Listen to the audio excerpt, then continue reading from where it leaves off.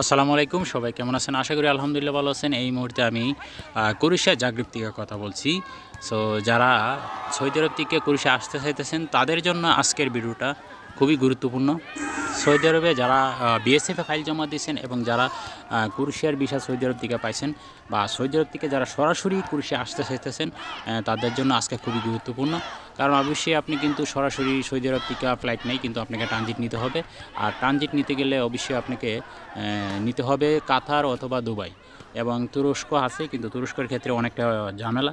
আর সেই কথাটা আজকে আমি আপনাদেরকে জানাই দেবো। যদি আপনি তুরস্কের টিকিট নিয়ে থাকেন, আপনাকে টিকিট দিবে, কিন্তু আপনাকে ফ্লাইট দিবে না। এই জন্য ফ্লাইট দিবেন আপনাকে সন্দেহমূলকভাবে আপনাকে আটকে দিবে। যখন আপনি টিকিট আনতে যাবেন, আপনাকে বোর্ডিং পাস দেওয়া হবে না, বলবে তারাই বলে দিবে যে দেখেন এই তুরস্ক থেকে আপনাকে সরাসরি ইউরোপে ফ্লাইট দেওয়া হবে না ক্রোয়েশিয়াতে।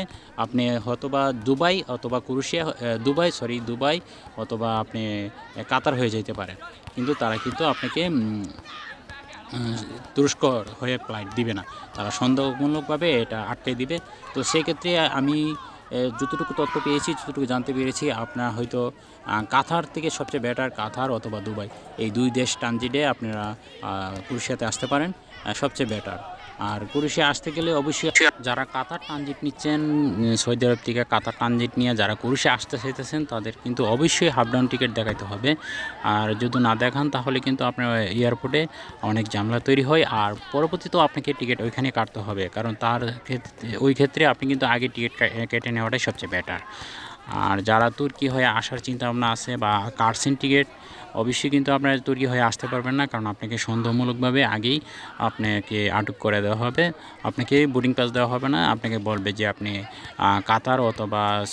কাতার অথবা দুবাই হয়ে আপনি ঢুকতে পারবেন, কিন্তু তুর্কি হয়ে ঢুকতে পারবেন না। তারা কিন্তু আপনাকে টিকিট অবশ্যই অনলাইনে আপনি কাটতে পারবেন, কিন্তু আপনাকে ফ্লাইটের ক্ষেত্রে আপনাকে ওই সময় বোর্ডিং পাস দেওয়া হবে না। আপনাকে ওইখানেই বলে দেবে যে আপনি চলে যান, আপনি কাতার হয়ে যান, আর না হইতে দুবাই হয়ে যান, তারা আটকে দিবে।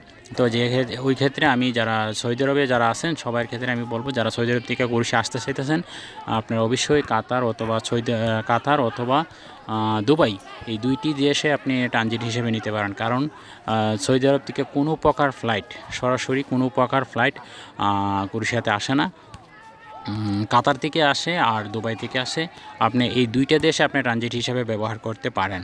আর যারা তুরস্কর চিন্তা ভাবনা করছেন, অবশ্যই তুরস্কর টিকিট কাটবেন না। আর যদি যারা কাটছে না, অবশ্যই তারা এই প্রবলেমটা ফেস করছেন। যারা কাটছে তারা অবশ্যই কিন্তু আসতে পারে নাই, কারণ তুর্কি হয়ে আসার জন্য তারা এটা ডাইরেক্ট সন্দেহমূলকভাবে তারা টিকিটগুলো আটকে দেয়, তারা বোর্ডিং পাস দেয় হয় না। সৌদি আরব থেকে যারা ক্রোয়েশিয়া আসতে চাইতেছেন তাদের জন্য সবচেয়ে বেটার। কারণ এই জন্য বেটার, কারণ আপনি বাংলাদেশ থেকে যদি আপনি আসতে চান, তাহলে আপনাকে অবশ্যই ইন্ডিয়া যেতে হবে বা নেপাল যেতে হবে। ওইখানে আপনি অনেকগুলো টাকা খরচ হইতেছে। আর মূল কথা হচ্ছে, আপনি যখন বাংলাদেশ থেকে যখন নেপাল ইন্ডিয়াতে যাবেন, তখন কিন্তু আপনাকে পুলিশ ক্লিয়ারেন্স করতে হবে। পুলিশ ক্লিয়ারেন্স করার পরে আপনাকে অ্যাটাস্টিং করতে 20 থেকে 25 দিন সময় লেগে যায়। এবং আপনার নেপাল ইন্ডিয়ায় একটা লোক থাকতে গেলে অনেক টাকা খরচ হয়, এবং সে যদি ফাইল জমা দিতে হয়, তাকে অবশ্যই অ্যাপার্টমেন্ট নিতে হয়, অনেকটা ঝামেলা হয়। যেটা যতটুকু জানি, কারণ আমি নিজেও ইন্ডিয়াতে থেকে আসছি। তো আর ইন্ডিয়াতে থাকলে একটু সময় কম লাগে, কিন্তু নেপালে একটু সময় বেশি লাগে। আর সৌদি আরবের ক্ষেত্রে কিন্তু আপনি এই জিনিসটা নয়। যেহেতু যারা সৌদি আরব আছে তাদের জন্য সবচেয়ে বেটার ইউরোপে দেশ ক্রোয়েশিয়াতে ঢোকার জন্য। সৌদি আরবের থেকে কোনো ফাইল জমা দিলে আপনার কোনো নির্ধারিত কোনো টাইমের প্রয়োজন পড়ে না, এবং তাদের কোনো অ্যাপার্টমেন্ট নিতে হয় না, তাদের কোনো কিছু খরচ এরকম নাই যারা সৌদি আরব থেকে জমা দেয়। আর দ্বিতীয় কথা হচ্ছে, আপনি ওইখান থেকে সৌদি আরব থেকে পুলিশ ক্লিয়ারেন্স বাইর করলে আপনি সর্বোচ্চ 2 থেকে 3 দিনের ভিতরে কমপ্লিট করা যায়। এটা এরকম সময় লাগে না।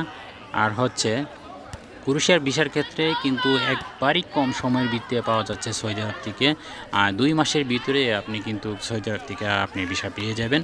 এইদিকে অনেকটা আপনার সময় বেঁচে গেল। এবং যারা সৌদি আরব থেকে দাঁড়াচ্ছে তাদের তো আমি মনে করি সবচেয়ে লাকি। এই জন্য লাকি, কারণ আপনি কিন্তু এখানে জব করতে পারতেছেন, তার পাশাপাশি কিন্তু আপনার বিদেশে যত কার্যক্রম আছে এগুলো চালিয়ে যেতে পারতেছেন।